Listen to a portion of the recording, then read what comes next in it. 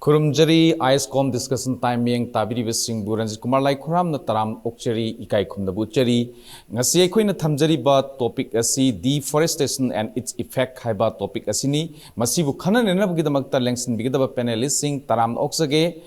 Oza Rakesh Meihoubam advocate Oza Rakesh Meihoubam bu taram okchari ikai khumna buchari mathangda Oza Khuraijam Athouba vice president IPSA Oza Athouba bu su taram okchari ikai khumna buchari Housing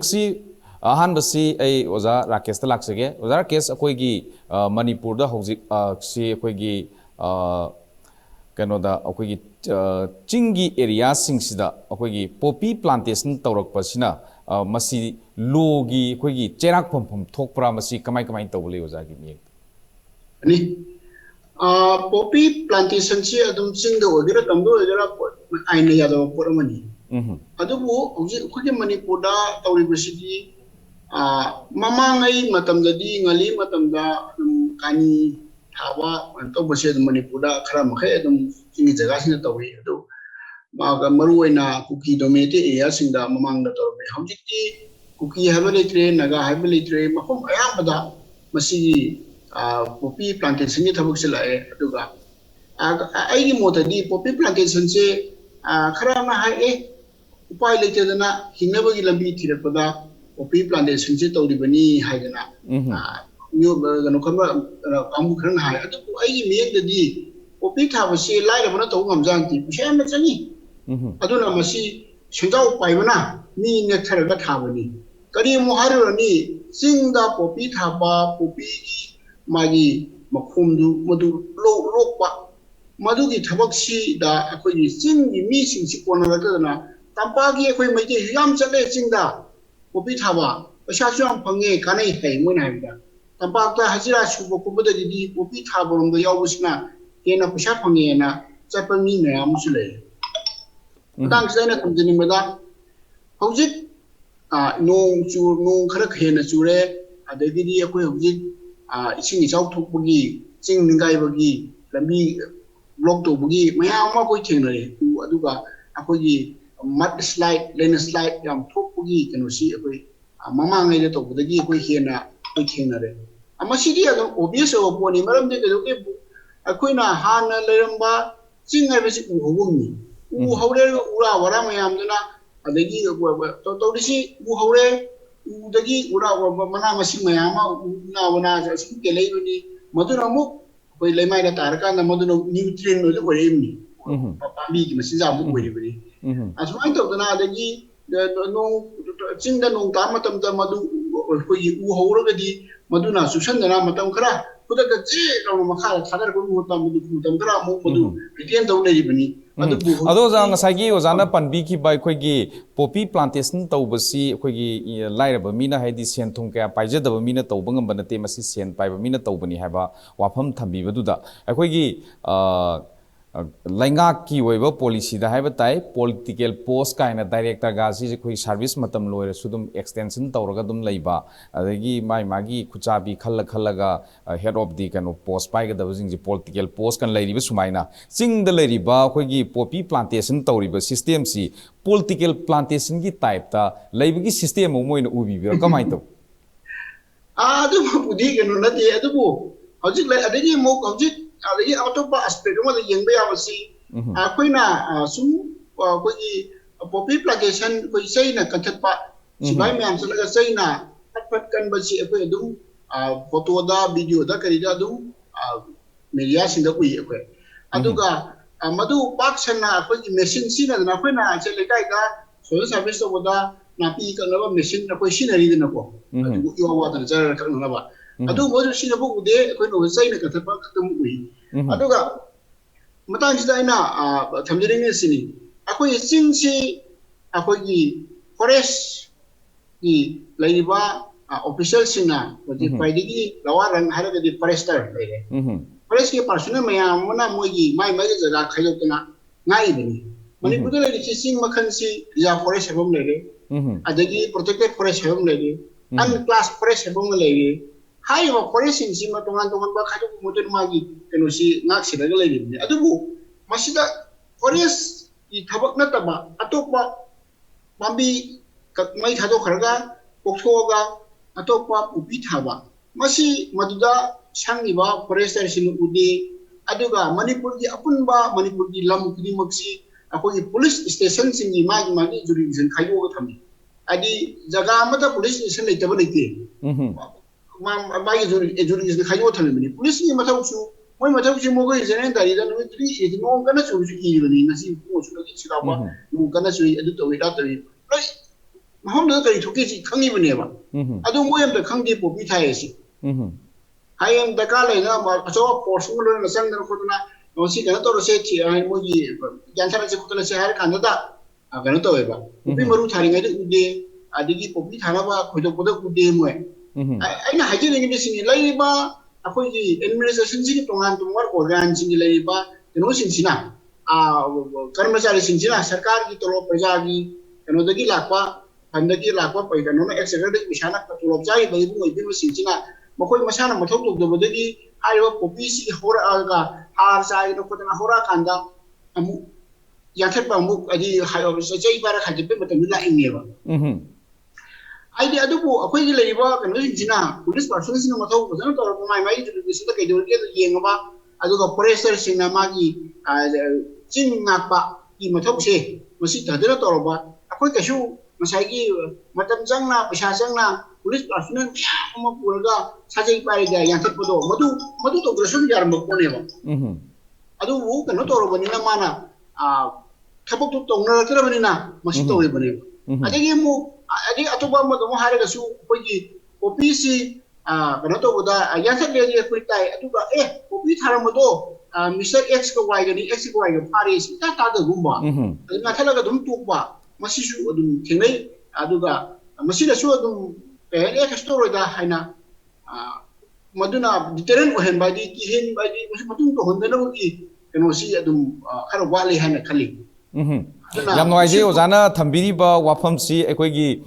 Poppy plantation तौरिबा area सिदा अखोगी जगह सिंगसिदा अखोई लेंगा की ओइबा police station सु हांगागा outpost हांगागा लेरे मसदे staff सु लेरबनी अदुबु ngसाइगी Poppy थारिंगी मदुंगदा plan जी तोरप कांदा मागी हौरकपदगी ओइना उहौद्रगा सटकाइबा लई ओइना उबा लेर कांदा मफमदु फजना मोंग तारा कांदा सेम साबा लोरा कांदा मदु उरकपगी मोंग अमा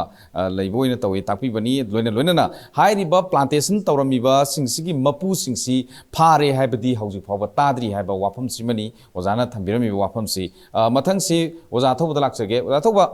अखोगी कनोसी चिंगदना अखोई डिफोरेस्टेशन तौरपसना मरम ओरगा रेनी सीजन सिदा अखोगी चिंग निखाइबा अदुगा अखोगी लंबी थोंग नातै चादबा थोंग तत्पा सिना चिंगबा थेंगनाबा अदुगा लोइनना तमदना अमुक अखोगी करि हाइनी खास लेन जिंगजी लौछलगा युम साजनबा दुकान साजनबा कम्युनिटी हॉल साजनबा मान तौनिंगबा सोरोक फौबा तौरकपा मसिदगी इसिंग चावरकपा मतमदना लंबी सोरोकतुदा इसिंग चावरकपा ngसाई नाकन नाकन तोंखलगा लेरबनिना ड्रेन जु फजन सेंबिद्रबनिना एक्सीडेंट थोलकपा असुंबा मयामसी तमदा सिगुम खुदोंग चादबा थेंगनरी अदुगा लंबी सिंगसे नोंग चुरकपसना मरम ओरगा पोर्ट होल जी सुंग खजिक पियमबदगी चुम चावथोरकपा कोंकुट ओरकपा मियामना उरिबनी अदुबु अखोइनि ngasi टॉपिक सिदी डिफोरेस्टेशन एंड इट्स इफेक्ट हाइबनी मरम अदुना ngasi gi पिक्सिगा मरी लेना डिफोरेस्टेशन तौरपगी ओइरकपगी मरम से मसी करी ओइबे याइना खनबी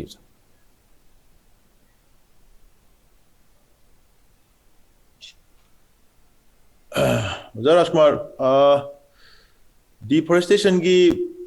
डिफोरेस्टेशन तौबाई से मसी फैक्टर से अनी हुम लई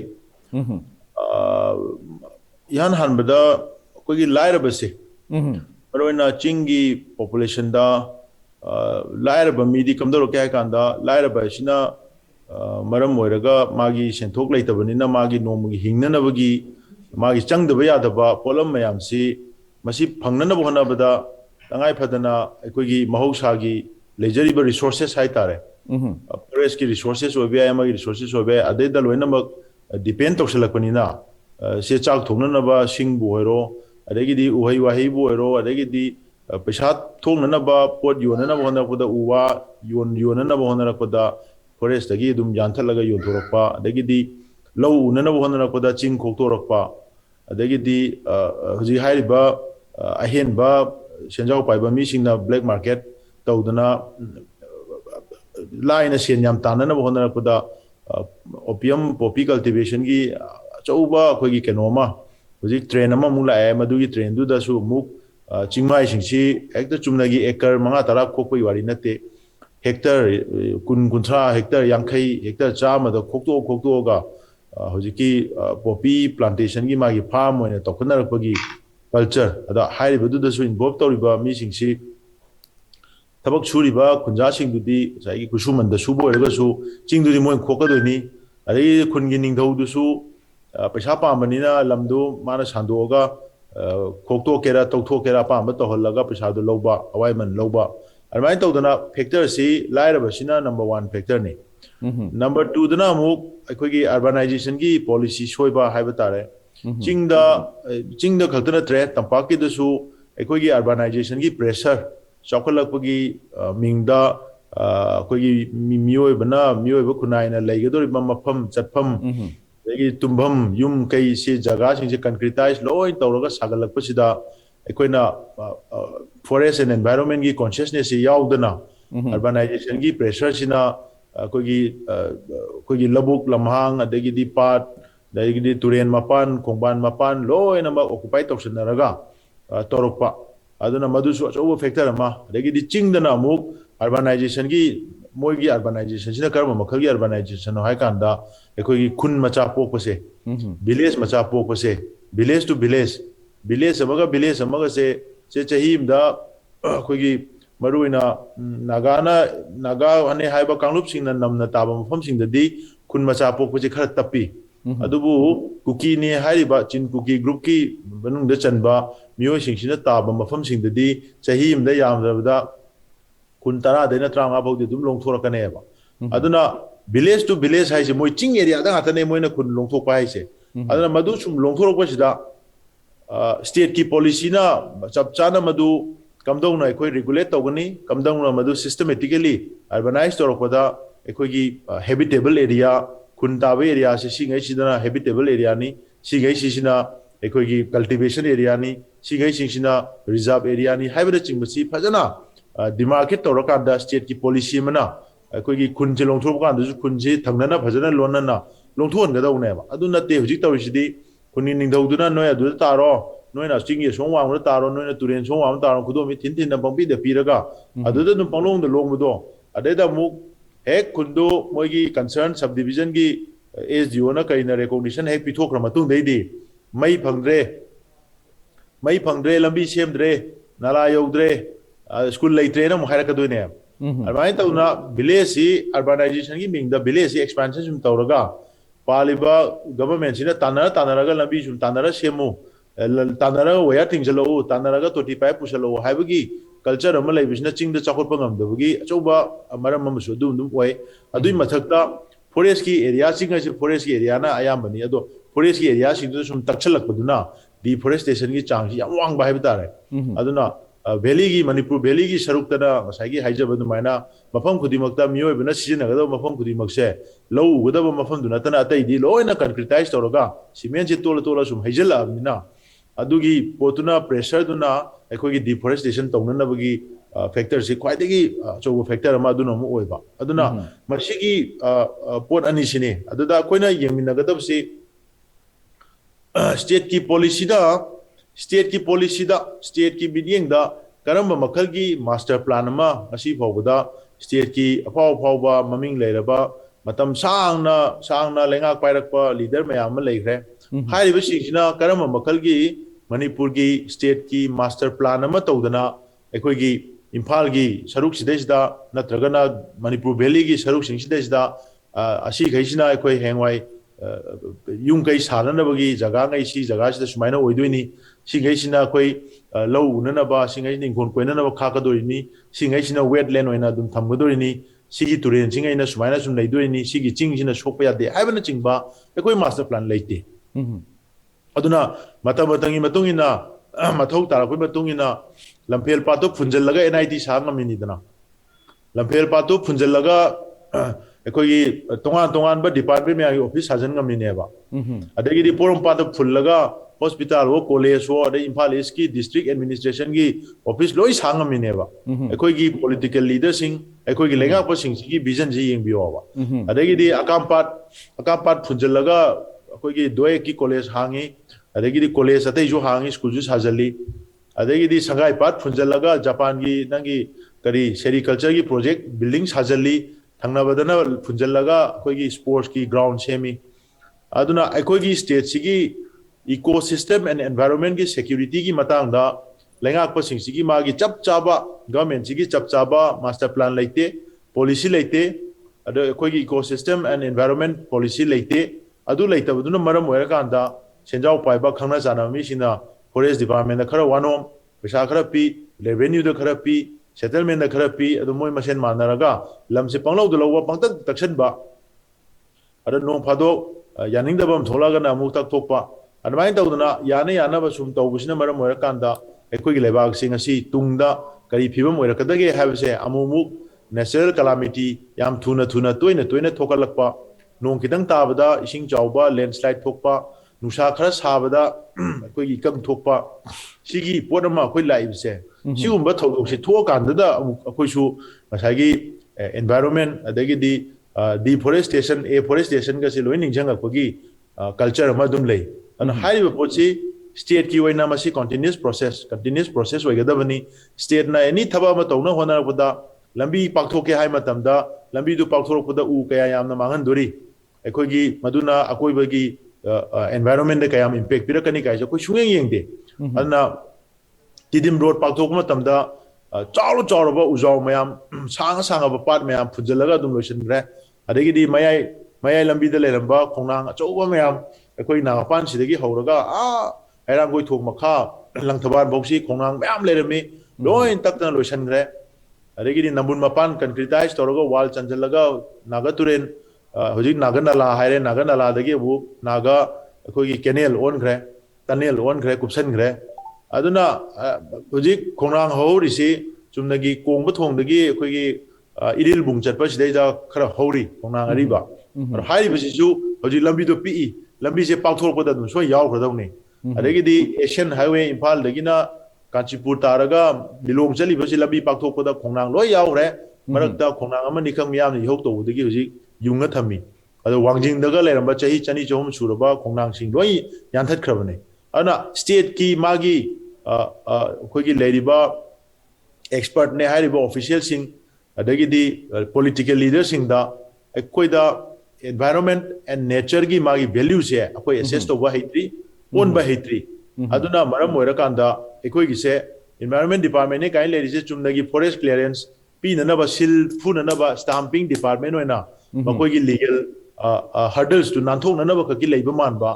environmental impact se assessment tawra kanda any project work adagi development mega project work am lakpa kanda environmental assess to bugi wafam suya yaude aduna hariba pot mayam se ekoi gi state ki leriba policy state ki leriba laws na mawang amata da ekoi gi ecosystem and environment se masi nga aga masi sustainable oina thammakanda urbanization bu oiro developmental infrastructural work bu oiro punamak to torokpada environment gi assessment je tawraga thabak tawbu manbagi mamidi koi sukta tadri madu tada masigi government gi program singse sina second round da lakjage masigi kano tawrisina adu ozana huzik thambi khiba wafam da koina khadang chingsinjaba kano da thamjani bu wafam si koi water body wena leramba part have a part have the lampel part porom part akam part dagi poiro pachi huzik yam phajana phunjalakpagi mami mi tare tongan ba koina sesaba matam da su koi gi my figures sing si yamna kai hore yamna thenkat laga le hore waithau pachi ma pura singju tarpagi phibam amada le hore phibam yam chahodre aduna part have a part tamdana water body mayam si loina phunjalakpagi phibam ama lerakpasina aikoi gi saktam se kairakpada achauba thodang ama laurakani haiba wafam section ningai wai kiningai wai haiba wafam duma thambiri oza thobna thambi matamda mathang si oza Rakesh ta laksege oza Rakesh aikoi gi kano si Malem Yuina World Environment Day si June Thada he pangthoi Manipur da masi tang manga da pangthok prakenoma tawba mali atu June Thada pangthoi ba masigi World Environment Day si Manipur da kanana thabu oina tawge haibabu Environment and Ecology Wing edana amakak lei masigi department sina ngasai hoigi Lairiba hill amadi tamda lairiba local club kumba adagi CSO gumba NGO gumba si mokoina selection tawraga khankatlaga maduda moigi financial aid piraga akhoi u thanba adagi environment kannabagi tamda thabak thorom kaya ama chatha basi akhoi chahi kharagi mamangdagi dum urga lae still hojik phawba dum tawri haiba tai ado sigi laiba u thabagi thabak aidi hojiki department sina environment and ecology wing na chathariba masigi u thabagi thoram sida Senpam di khara adum kaithom gadaba mali masida scientist kaya amasu yauribani scientist kaya amasu yauribasida makoina paikhalliba thabakse hojik phawda kaya yamna mapung phana mai pae na ozana ozagi miyengda ubiba ngami kamai khan masi yamna laibuk thibani masi intang se ai akogi manipur da mapung na akogi environment nga ngabi dum tamadu gi mapung ba akogi nodal department ma haragadi Environment and Ecology Wing have been doing many. Environment and Ecology Wing Saigi of the Habiba, we say, Juni Tamabu, while Environment Day, Hanapa of Doctoba, the Madu Marilena, Tongan Ba, the Kaigi, local clubs increasing Naraga, Ud Haba, Madu Marilena, Canan, and everything to Wa Mayama Quintene. I don't say the game where he and see. Akogi namun turensi baragi fighting more about turensi kumunum da amag wede hagan namun turensi pati dunia ina ako yujik ano mapan cemented tawre kwa aduga ako ibada magi mahung kharada koi saban khaba jali tawre khajan ba masi koi khengnai adu masi mangna hoji papar phara koi masi ki no se lai ba masi mangna akoy namun turen gi akoy musingu ba baja manu paw matala musingu ba masuju o bara haibadi nati hoji musingu raga lari mara matta manam nam su yawi adada lurisi kedoge bu akoy gi kenosi tawi haiba sarkar gi kenosi thabak tawi haiba tawraga su madu pami ba oi tho haningi ba kenodudi koi budi ngom da ba aduga adagi atoba mo darga ko prajagi participation si masima koi yam wadi masina maram odina sarkana pakatpa tabak thorum singa apung phana mai papon darbagi masa amusu koi akoi gi mapung ba kan mo haragadi adagi mo akoina mutang sita na panjari mo amkhak lai mududi kedudi mo ko ki masai mamangda othai opi thabagi mutang Maduda akoy yawisi court su high court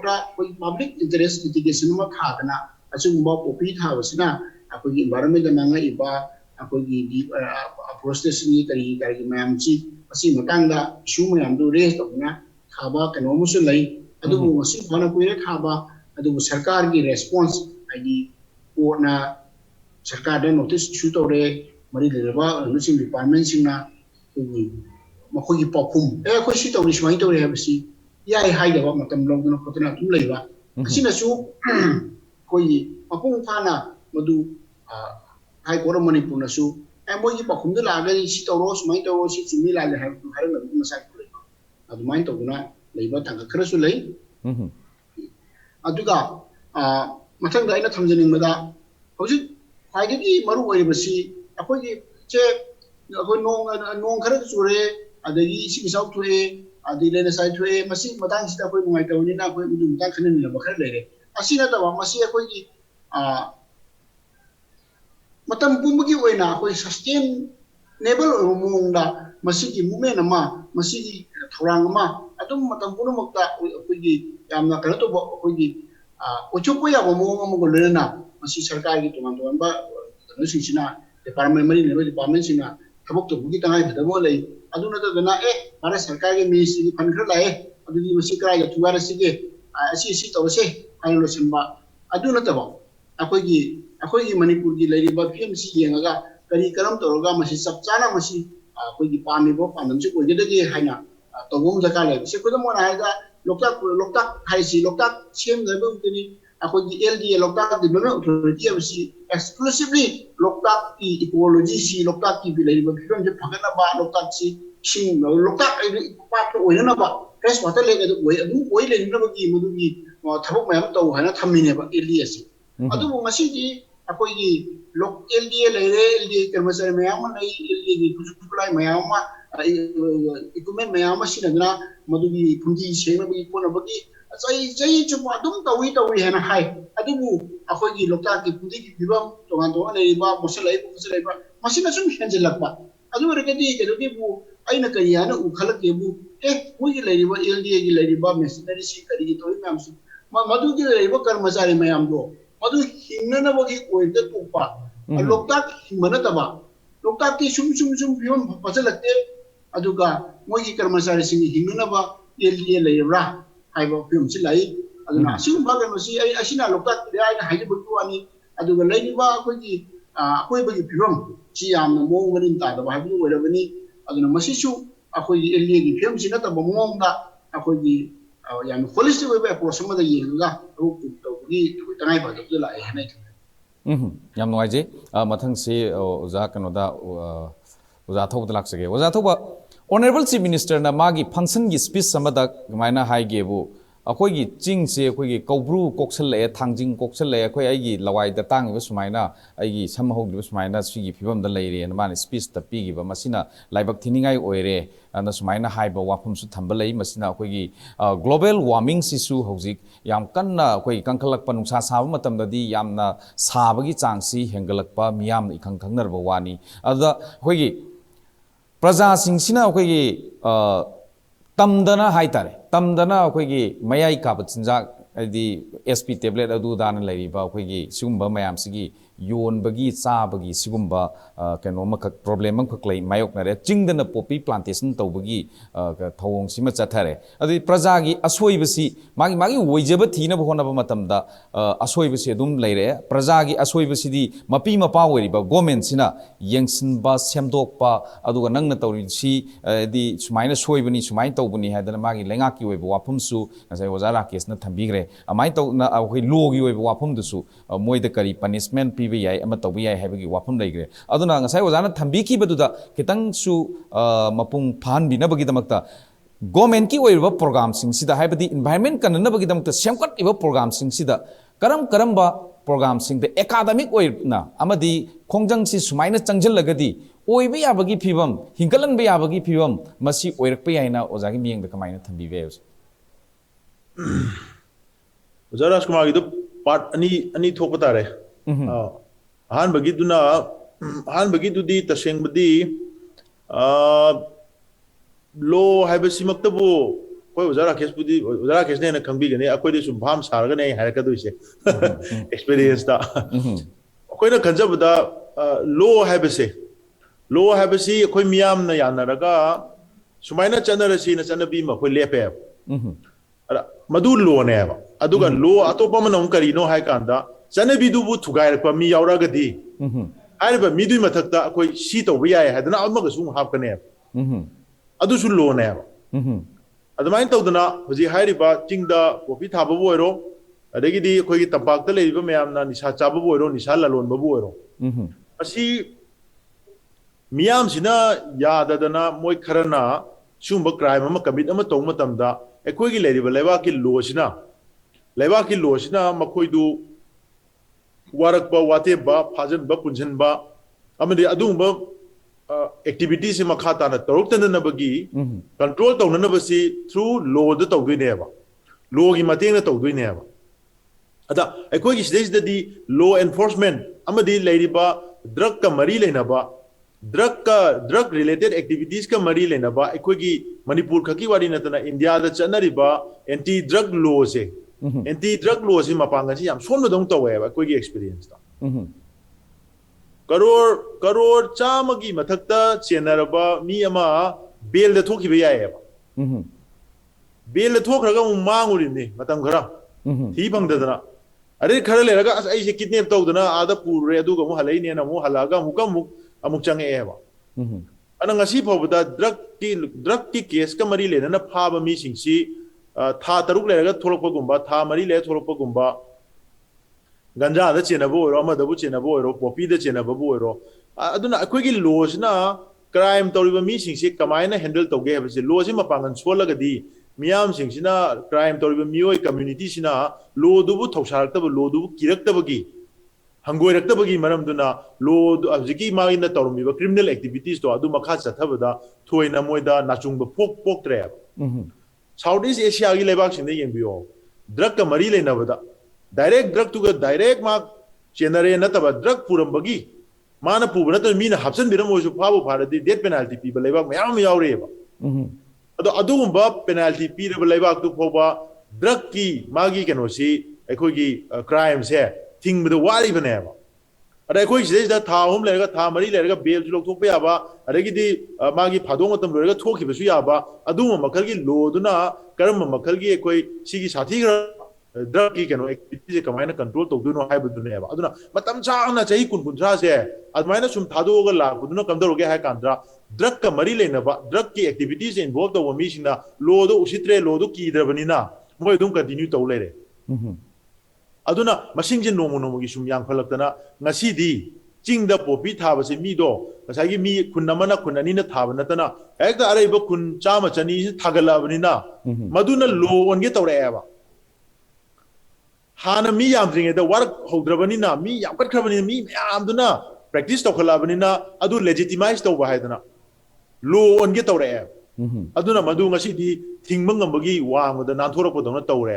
ising do pik na horing da ifut powering da menana balang na badi lai gani aduga pura pallu ningai ga chai thora kan da kanan thimu do no aduna adugi phibam da ne ekoina ta gise aduga akon bagi parta ngasai Rajkumar na haibiri du da Honorable Chief Minister na haibado thogok ama da thorom da noma mukha haibasina yadaba lay hoji haiba hore sibu phare mamang da di sungai bo haide na du pa bi ai adubu haiba poche ekoina miyam si lamjinga ga afaba mai ge de lamjinga ga puba haibase state ekoina semi ba government sina tawthorakwa magi thabak sina miyam da tambi ga doine example set to go ne ba symbolic oina thabak si to do ne ba adugi culture ama develop to rakanda miyam sina madu chana bi oina follow to gane ba aduna hari ba poto ekoi gi stage da di ekoi gi state policy na state ki law sina properly department ki agency ama tana yamna sincerely yamna responsibility lawna thabak si maipuna na padana to bo si ekoi u de ba kai tamora kisna hai du ne ba Loktak Development Authority se masida le riba mayam se Loktak ki ming da moi hingna na ba hona ba ga chamane Loktak hingan bai wari yaw de admai to na Forest Department chungai re Environment Department chungai re department ki le riba official sing se sincerely aina puri ba jurisdiction aina puri ba area sida ja aigi professional ethics aigi duty aigi keno mayam se masi ai ngang na thabuk to godam ne na thabak to bagi mami do ta da bani na makoi gi matung illaga miyam na to godam do miyam du sumadu to ngamdre aduna sincere employee thiba phangakta ba sincere oiba activity sing torokta baduna miyam na uba kanda miyam da matok tamna na bagi example set to ngamba government ki leidiba concerned department agency sina thabak to buje koi ude ba aduna miyam da kari message pire pangya ya bani pangtok to bani miyam su pangya ya pangtok to salak bane aduma number 1 number 2 da hill area gi oina su yamna concern oi si hill area si da tongana hill area gi damakte exclusive laws mayam ama india gi constitution na protection period thamme ba say for example autonomous district council hierarchy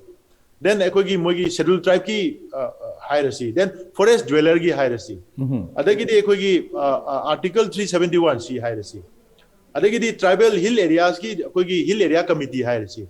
sigi leriba mapangan kallaba hill area gi damukta dedicate toroga leriba laws committee legislation act mayam sina ngasi ekogi ching da leriba forest ki preservation and conservation environment ki preservation and conservation ki matang sida sigi law mayam sina thabak tawribra tawdabra completely fail ore kaim tawdre adu taragadi masigi leriba law mayam ase masi ekoi amutang revisit tawthoga chanaba pot khara tawba mathau tabra tadaba ekoi si kobrugi foothills range da anobu kun mayam ama tasale ado sigi village expansion se sum leptana sum taw lay taragadi Kobru si last the Kobru town on Gitabni. Kobru Ching pull-up, Equigi Nawai Langol housing complex had a May Mapti Nala, Pungan Nalaga, Labor to Mina, Kobru Ching Chang, Punamak, village expansion, Sum Lep Tragadi, obviously. Sahi kunama kuntra yang kai matung dadi kobrugi hol chingmai se ekoi yumna loin kopsen gidana mai bal loin ngalaga kobru town on kitab ne ba adugi potu ekoi gi leriba leba ki law article 371 sibu oiro autonomous district council oro hill area committee oro autonomous leriba sigi legislation law mayam sina kobrugi expansion ji kaya yam to hondono ha je koi kamaina lepi ge balenga madu koi madugi idea leiti aduna sigi port mayam se koi kumna yengwam changeba aduna forest and environment preservation and conservation haiba se nasai oja Rajkumar na haiba environment day June tang manga la akanda environment department na mi khada lupa lising tara kuni thoga banner thelaga photo kapaga u manga tara thabaduna aikoi gi forest and environment kanba sungam ngamoi cham da cham yang henga moeba adu de ai pesa thana je pesa thaba ngam mi tholo ai thana se ba sungam ngamoeba forest and environment preservation and conservation haiba sidi lamdam sida lairiba miyam sigi day to day activities ta aikoi gi policy da aikoi na wakan khanbada aikoi na thabak tawbada yum sabada aida lambi sembada punamakta environment gi consciousness to yauraga aigi way of life aigi part of life amoina nature sigi part amoina aina hingba ngamna no hona gado aina hingba tam gado ba aina nature se loina exploit tawraga ai thanda hingba yagani haiba se masi aikoi the consciousness to what pagine aduna ai mi yamana lamdam se leriba mi pung khudi mangna ai aina wakan khanbada ai aina thabak tawrak matamda akoibagi mahausagi khalse kaihandana being a part of a nature being amoina aikoi se hingba ngamnanabagi tamgadabane aduna aikoi na urbanization tawbu taraga su maduda da aikoi na uwa thaba mafam chana uwa thaba magi water reserve phadana thambiba magi ecology maintain tawbiba magi food chain kaihandaba ecosystem sohandaba aikogi singi health phajahanba haiba singse masi punamakse aikoina iroina na aigi punsigi hingbasi part amoina nature si yaurga nature da ina depend tawrga hinga chatkadobane ba aduna noma khak nini khak natraga tha tara campaign tawna sungoi oithoidaba potni hairiba potse masi aikogi state ki policy na miyam da madugi awareness madugi sensitization se through education da hujikti computer tamdaba suya yadaba dumaina environment and ecosystem gi ecology gi education se masi syllabus ta mandatory oina primary level dagi hapaga mana heng post graduate loiba phawda mangonda forest and environment ecology and ecosystem gi matang da kaya yamno knowledge leirage have se ma any stream da any field da ma phd phangak pa yai but hariba pochi gi grace mark ama yaurga lakadabni computer ga ani si yaurga laktragadi mangonda degree award tawroidabni kai haiba state ki education policy daga yaurga adagi job ki recruitment ki policy daga yaurga changakadobne ba adamain tawroga na mi singsigi wakhanda amadi aigi punsi role da forest and environment ki consciousness se yaurga chatragadi nongmani u tharubana aikoi ki forest and environment kan bang moi haiba se ai dumain thamje yam noise oje oja thobra thambi bada aikoi gi masibu kannanabagi damakta leriba department mai tongan tongana khaidoga thamiba department sing se saukhatnana laba leriba masigi thomi sing haiba dai staff sing employees sing sina pukchel seng daba moina pukchel seng magadi thabak sing se paikhat pada khara makai di laihan ba oigada ba aduga academic oina aikoi gi syllabus ta environment ki damakta masi hapira agadi awai gi masigi thambiragadi awai afaba khongthang oigani haiba wafam ju thambiri loina na aikoi gi masigi employees in Senaba, Masiu guide to Bibasidi, political gi, Oiba, a Tawon Krasusang Banina, Asagi, Masida, political sweater, Abra, political gi, Oiba, Labis, the sweater, Abra Habagi, Wang Masu Tolk Palay, other Loisala Pasta, a way tentak pa, Pogel among Tambiran Magdamta, Ozara Kesnasi when the Tamjariba, deforestation and it effect Habasi, Masigi, Miam da, Masi talk to Nabagamakta, Kari Pogel, Pibini, that Tentana line of money that Tambus. Aina Tekla Tamjanimada, Akoyi, Enosi, deforestation, Umang Koktoki, Masi, Waba, Kudongzadaba, ꯑꯁꯤ ꯆꯤꯡꯗ ꯂꯩꯕ ꯃꯤꯁꯨ ꯇꯝꯗ ꯂꯩꯕ ꯃꯤꯁꯨ ꯑꯗꯨꯝ ꯊꯦꯡꯅꯩ ꯑꯗꯨꯒ ꯍꯧꯖꯤꯛ ꯍꯧꯖꯤꯛ ꯑꯩꯅ ꯁꯨꯝ ꯊꯦꯡꯅꯖꯕꯗ ꯑꯩꯈꯣꯏꯒꯤ ꯃꯁꯤꯒꯤ ꯑꯦꯋꯦꯌꯔꯅꯦꯁꯁꯦ ꯇꯝꯗ ꯂꯩꯕ ꯆꯤꯡꯁꯨ ꯂꯩꯇꯕ ꯖꯒꯥꯗ ꯇꯝꯗ ꯂꯩꯕ ꯃꯤꯁꯤꯡꯗ ꯃꯁꯤꯒꯤ ꯑꯦꯋꯦꯌꯔꯅꯦꯁ ꯂꯦꯚꯦꯜꯁꯦ ꯌꯥꯝ ꯋꯥꯡꯉꯤ ꯑꯗꯨꯒ ꯆꯤꯡ ꯂꯩꯔꯤꯕ ꯇꯁꯦꯡꯅ ꯏꯃꯤꯗꯤꯌꯦꯠꯂꯤ ꯃꯗꯨ ꯉꯥꯛ ꯁꯦꯟꯕꯒꯤ ꯊꯕꯛ ꯇꯧꯒꯗꯧꯔꯤꯕ ꯆꯤꯡꯗ ꯂꯩꯕ ꯃꯤꯁꯤꯡꯒꯤ ꯃꯔꯛꯇꯗꯤ ꯃꯁꯤꯒꯤ ꯑꯦꯋꯦꯌꯔꯅꯦꯁꯁꯤ ꯈꯔ ꯅꯦꯝꯃꯤ ꯑꯗꯨꯅ ꯑꯦꯋꯦꯌꯔꯅꯦꯁ ꯂꯦꯚꯦꯜꯁꯤ ꯑꯦꯋꯦꯌꯔꯅꯦꯁ ꯄ꯭ꯂꯁ ꯃꯈꯣꯏꯒꯤ ꯑꯦꯇꯤꯆꯨꯗ ꯑꯁꯤ ꯆꯦꯟꯖ ꯇꯧꯅꯅꯕ ꯆꯤꯡꯗ ꯂꯩꯕ ꯑꯩꯈꯣꯏꯒꯤ ꯏꯆꯤꯜ ꯏꯅꯥꯎꯁꯤꯡꯗ ꯑꯩꯈꯣꯏꯒꯤ ꯄꯥꯜꯂꯤꯕ ꯁꯔꯀꯥꯔꯁꯤꯅ ꯑꯩꯈꯣꯏ ꯇꯣꯉꯥꯟ ꯇꯣꯉꯥꯟꯕ ꯏꯁꯇ꯭ꯔꯦꯇꯦꯖꯤ ꯈꯔ ꯁꯤꯖꯤꯟꯅꯔꯒ ꯃꯁꯤ ꯃꯈꯣꯏꯗ ꯆꯞ ꯆꯥꯅ ꯃꯈꯣꯏꯒꯤ ꯑꯦꯇꯤꯆꯨꯗꯁꯦ ꯍꯣꯡꯗꯣꯛꯍꯜꯂꯒ ꯎꯃꯪ ꯌꯣꯛꯄ ꯇꯉꯥꯏ ꯐꯗꯕ ꯂꯩ ꯑꯩ ꯍꯤꯡꯕꯒ ꯂꯣꯏꯅꯅ ꯎꯃꯪ ꯍꯤꯡꯕ ꯗꯔꯀꯥꯔ ꯂꯩ ꯍꯥꯏꯕ ꯋꯥꯈꯜꯂꯣꯟꯁꯦ ꯄꯣꯟꯕ ꯆꯨꯝꯃꯤ ꯍꯥꯏꯅ ꯑꯩ ꯊꯝꯖꯒꯦ ꯑꯣꯖꯥ ꯊꯧꯕ ꯀꯃꯥꯏꯅ ꯊꯝꯕꯤꯅꯤ ꯑꯩꯒꯤ ꯀꯟꯀ꯭ꯂꯨꯗꯤꯡ ꯔꯤꯃꯥꯔꯛꯇꯗꯤ ꯑꯩꯈꯣꯏ ꯃꯌꯥꯝꯅ ꯈꯪꯃꯤꯟꯅꯒꯗꯕꯁꯤ ꯃꯅꯤꯄꯨꯔꯒꯤ ꯑꯩꯈꯣꯏꯒꯤ ꯃꯅꯤꯄꯨꯔ ꯍꯥꯏꯇꯥꯔꯦ ꯃꯅꯤꯄꯨꯔꯁꯤꯒꯤ ꯃꯅꯨꯡꯗ ꯑꯃꯨꯛ ꯃꯅꯤꯄꯨꯔ ꯚꯦꯂꯤ ꯍꯥꯏꯗꯅ ꯂꯩꯔꯤꯕ ꯇꯝꯄꯥꯛꯀꯤ ꯁꯔꯨꯛ ꯃꯌꯥꯝꯁꯦ ꯃꯁꯤꯗꯩꯁꯤꯗ ꯑꯌꯥꯝꯕ ꯂꯝ ꯑꯁꯤꯗ ꯂꯩ ꯈꯨꯟꯗꯥꯃꯤꯟꯅꯔꯤꯕ ꯀꯥꯡꯂꯨꯞ ꯐꯨꯔꯨꯞ ꯈꯨꯗꯤꯡꯃꯛ ꯃꯌꯥꯝꯁꯦ ꯃꯐꯝꯁꯤꯗ ꯂꯥꯛꯑꯒ ꯑꯩꯈꯣꯏ ꯂꯣꯏꯅꯃꯛ ꯃꯁꯤꯗꯩꯁꯤꯗꯒꯤ ꯈꯨꯗꯣꯡꯆꯥꯕ ꯂꯧꯃꯤꯟꯅꯔꯒ ꯏꯀꯣꯅꯣꯃꯤꯀꯦꯜꯂꯤꯕꯨ ꯑꯣꯏꯔꯣ ꯑꯗꯒꯤꯗꯤ ꯏꯟ ꯇꯔꯝꯁ ꯑꯣꯐ ꯑꯩꯈꯣꯏꯒꯤ ꯀꯩꯅꯣꯗꯕꯨ ꯑꯣꯏꯔꯣ ꯄꯨꯝꯅꯃꯛꯁꯦ ꯑꯩꯈꯣꯏ ꯇꯝꯄꯥꯛꯁꯤꯗꯒꯤ ꯂꯣꯏꯅꯃꯛ ꯈꯨꯗꯣꯡꯆꯥꯕꯁꯤ ꯂꯧꯃꯤꯟꯅꯔꯒ ꯁ꯭ꯇꯦꯠ ꯑꯁꯤꯒꯤ ꯀꯦꯄꯤꯇꯦꯜꯁꯤ ꯇꯝꯄꯥꯛꯁꯤꯗ ꯑꯣꯏꯔꯒ ꯁ꯭ꯇꯦꯠ ꯑꯁꯤꯒꯤ ꯐ꯭ꯌꯨꯆꯔꯁꯤ ꯂꯦꯞꯄꯤꯕꯅꯤ ꯑꯗꯨꯅ ꯑꯩꯈꯣꯏꯒꯤ ꯂꯩꯕꯥꯛ ꯑꯁꯤꯒꯤ ꯏꯟ ꯇꯔꯝꯁ ꯑꯣꯐ ꯑꯦꯟꯚꯥꯏꯔꯣꯟꯃꯦꯟꯇ ꯔꯤꯂꯦꯇꯦड ꯑꯣꯏꯅ ꯑꯩꯈꯣꯏꯒꯤ ꯂꯩꯕꯥꯛ ꯑꯁꯤꯒꯤ ꯐ꯭ꯌꯨꯆꯔꯁꯦ ꯁꯦꯠ ꯇꯧꯅꯅꯕ ꯍꯣꯠꯅꯕ ꯀꯥꯟꯗ ꯇꯝꯄꯥꯛꯀꯤ ꯁꯔꯨꯛꯁꯤꯒꯤ ꯑꯦꯟꯇꯥꯌꯔ ꯃꯁꯤꯒꯤ ꯍꯤꯡꯅꯅꯕꯒꯤ ꯃꯥꯒꯤ ꯁꯣꯔꯁ ꯑꯣꯐ ꯑꯩꯈꯣꯏꯒꯤ ꯀꯩꯅꯣꯁꯤ livelihood sorry source of life si ꯑꯩꯈꯣꯏꯒꯤ ꯑꯀꯣꯏꯕꯗ ꯂꯩꯔꯤꯕ ꯆꯤꯡ ꯃꯌꯥꯝꯁꯤꯅ ꯑꯩꯈꯣꯏꯅ ꯄꯤꯔꯤꯕ ꯃꯥꯒꯤ ꯐꯣꯔꯦꯁ ꯔꯤꯁꯣꯔꯁꯦꯁ ꯃꯌꯥꯝꯁꯤꯅ ꯃꯁꯤꯗ ꯁꯣꯟꯂꯤ ꯗꯤꯄꯦꯟ ꯇꯧꯕꯅꯤ ꯏꯁꯤꯡꯕꯨ ꯑꯣꯏꯔꯣ ꯅꯨꯡꯁꯤꯠꯄꯨ ꯑꯣꯏꯔꯣ ꯑꯏꯪ ꯑꯁꯥꯕꯨ ꯑꯣꯏꯔꯣ or any sort of ꯑꯩꯈꯣꯏꯒꯤ ꯀꯩꯅꯣ ꯃꯌꯥꯝꯁꯦ ꯃꯁꯤꯗꯒꯤ ꯂꯣꯏꯅꯃꯛ ꯗꯤꯄꯦꯟ ꯇꯧꯔꯒ ꯑꯩꯈꯣꯏ ꯄꯨꯟꯅ ꯍꯤꯡꯃꯤꯟꯅꯕꯅꯤ ꯑꯗꯨꯅ ꯍꯥꯏꯔꯤꯕ ꯃꯐꯝꯁꯤꯡ ꯑꯁꯦ ꯀꯟꯃꯤꯟꯅꯅꯕ ꯑꯩꯈꯣꯏ ꯍꯣꯠꯅꯕ ꯀꯥꯟꯗ ꯑꯩꯈꯣꯏ ꯈꯨꯗꯤꯡꯃꯛꯅ ꯂꯧꯐꯝ ꯊꯣꯛꯄ ꯊꯧꯗꯥꯡꯁꯤ ꯑꯩꯈꯣꯏ ꯃꯌꯥꯝ ꯄꯨꯟꯅ ꯂꯧꯃꯤꯟꯅꯔꯀꯥꯟꯗ ꯇꯨꯡꯗ ꯂꯥꯛꯀꯗꯕ ꯑꯩꯈꯣꯏꯒꯤ ꯃꯤꯔꯣꯜꯒꯤꯗꯃꯛꯇ ꯑꯩꯈꯣꯏ ꯗꯤꯐꯣꯔꯦꯁꯇꯦꯁꯟꯁꯤ ꯌꯥꯔꯤꯃꯈꯩ ꯑꯩꯈꯣꯏ ꯍꯟꯊꯅꯕ ꯍꯣꯠꯅꯕ ꯑꯗꯨꯒ ꯁ꯭ꯇꯦꯠꯀꯤ ꯄꯣꯂꯤꯁꯤꯅꯁꯨ ꯍꯥꯏꯔꯤꯕ ꯑꯩꯈꯣꯏꯒꯤ ꯆꯤꯡꯗ ꯚꯤꯂꯦꯖ ꯑꯦꯛꯁꯄꯥꯟꯁꯟ ꯑꯗꯨꯒ ꯗꯤꯐꯣꯔꯦꯁꯇꯦꯁꯟꯒꯤ ꯆꯥꯡ ꯌꯥꯝꯅ ꯌꯥꯡꯅ ꯌꯥꯝ ꯋꯥꯡꯅ ꯆꯠꯂꯤꯕꯁꯦ ꯃꯁꯤ ꯄ꯭ꯔꯣꯄꯔꯂꯤ ꯔꯤꯒꯨꯂꯦꯠ ꯇꯧꯔꯀꯥꯟꯗ ꯑꯩꯈꯣꯏꯒꯤ ꯈꯨꯟ ꯇꯥꯕꯒꯤ ꯃꯑꯣꯡ ꯃꯁꯤꯁꯤꯡꯁꯦ ꯑꯔꯕꯥꯅꯥꯏꯖꯦꯁꯟꯒꯤ ꯄꯣꯂꯤꯁꯤꯁꯤꯁꯨ ꯑꯩꯈꯣꯏ एनवायरनमेंट एंड फॉरेस्ट की मागी कंसिडरेशन फजने यावरकांदा तौननब होनबदुना ख्वाइदगी इमीडिएट एकोइ मेजर ओइगदबनी एना थमजे याम नवाइजै लैबाक मगी मियामगी याइफनब थबक तौबा हैबसी तोंगान तोंगान ब सेक्शन द खुंदामिनरी बा तोंगान तोंगान ब कम्युनिटी सिंग लीडर अमदी पीपल अमदी लोइना लोइना ना पॉलिटिशियन सिंग न थमोइ सेंगना मागी मागी तौफम थोकपदु तौरा कांदा ऑनरेबल सीएम न थमोइ सोकना थवाई सोकना ngसाइगी आइगी मागी मसागी पार्ट हैबदी कोकी सरुक चांगदमनरगा चिंग सिंगसि लोइना तांगे हाइदना थमोइ सोकना हाइखिबा मदुमक अखोइगी मियाम पुनमकना लीडर पुनमकना पीपल खुदिंगमकना मदुगी इमेज दु उबिरगा environment se kannanabagi thogdang tangai phade habadu thamjabaga loinana ngasi damak aikoigi ISCOM discussion times na thamjariba topic deforestation and its effect haiba masigi topic asibu khananabagi damak lengsin bikiba panelists sing oza Rakesh Meihoubam advocate loinana oza Khuraijam Athouba Vice President IPSA oza animakpu aroiboina amuka hanna ISCOM discussion times maikei digi thagat chaba ikai khunaba phongdok chabaga loinana ngasi damakta di ISCOM discussion time yang tabir khwai khibik punappu aroiboina Ranjitkumar Laikhuram ikai khunaba thagat chaba loinana kaini yathangni jari pinabirasi